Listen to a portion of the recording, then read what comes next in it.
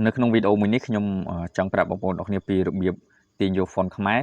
ក៏ដូចជាដំឡើង font ខ្មែរនៅក្នុងកម្មវិធី VN បាទដោយសារតែមានបងប្អូនសួរខ្ញុំ comment សួរខ្ញុំពីរបៀបទាញយក font ខ្មែរនិងដំឡើងអញ្ចឹងបងប្អូនអរគ្នាអាចមកទាញយក font ខ្មែរបាននៅក្នុង channel Telegram របស់ខ្ញុំឬក៏នៅក្នុង group Telegram របស់ខ្ញុំបានដាក់ link នៅខាងក្រោមវីដេអូ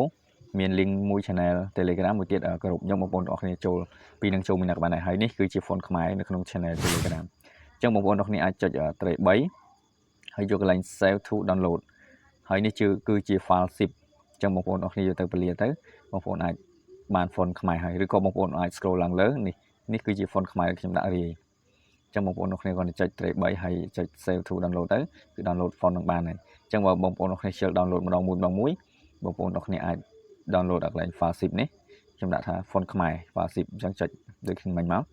បងប្អូនអាច download បានហើយចំពោះក្នុង channel Telegram ខ្ញុំក៏មានវីដេអូបែបយុទ្ធសាស្ត្រផ្សេងៗបងប្អូនអរគ្នាអាច download បានដែរអញ្ចឹងនៅពេលដែលយើង download font ខ្មែរបានហើយយើងចូលទៅក្នុងកម្មវិធី VN ទាំងអស់គ្នាបាទនៅពេលដែលយើងចូលមកដល់កម្មវិធី VN វាចេញផ្ទាំងបែបនេះបងប្អូនអរគ្នាអាចយើងទៅឡើង font ហើយក៏បានដែរយើងចុចចាំកន្លែងនេះមកនេះ library មកហើយបន្តមកទៀតយើងយកកន្លែង font បាទនេះអញ្ចឹងកន្លែងនេះគឺយើងចុចចំកន្លែង my font ដើម្បីអានេះ font ដែលខ្ញុំបានដំឡើងរួចហើយ5មាន5អញ្ចឹងបងប្អូនអរគ្នាអាចដំឡើងបន្ថែមអាច add បន្ថែមអញ្ចឹងបងប្អូនអរគ្នាចុច add font ហើយចុចចំនឹងមកហើយយើងចូលទៅរក file ឯកសារដែលយើងទុកបាទ font យើងតឡើងមកហើយយើងទុកនៅកន្លែងណាគឺយើងទៅរកកន្លែងនោះបាទអញ្ចឹងខ្ញុំធ្វើការ add font មួយចូលឥឡូវខ្ញុំដាក់ font មួយfont នេះចុះជប់ចាំតិចខ្ញុំរើសមើលសិនឥឡូវខ្ញុំដាក់ font នេះសិនចុះអូខេហើយចុចរួចរាល់អញ្ចឹងបងប្អូនអរគ្នាអាចធ្វើរបៀបនេះឲ្យម្ដងមួយរហូតដល់តែ font របស់យើងអស់អញ្ចឹងខ្ញុំគាត់តែឧទាហរណ៍តែប៉ុណ្្នឹងទេឥឡូវ font របស់ខ្ញុំបាន6ហើយអញ្ចឹងយើងទៅសាកមើលសិនអញ្ចឹងបងប្អូនគ្នាបាទអូខេយើងចុចខ្វែងទៅហើយយកកន្លែង create នេះដដែលហើយយកកន្លែងកត្រៃដើម្បីយើងបើកកម្មវិធី VN របស់យើង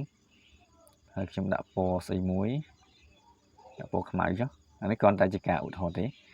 បន្តមកទៀតគឺខ្ញុំចុចចំកន្លែងអក្សរ T ហើយយើងធ្វើការវាយអក្សរកន្លែងនេះយើងយកប្រភេទអីក៏បានដែរឥឡូវខ្ញុំសាកវាយអក្សរមួយសិនអូខេឥឡូវខ្ញុំធ្វើការវាយអក្សរបែបនេះហើយកន្លែងនេះគឺជាកន្លែង font ដែលយើងចង់ដាក់ style បងប្អូនគ្នា style font ដែលយើងទៅឡើងមិញមកនេះ font ខ្ញុំមិញនេះ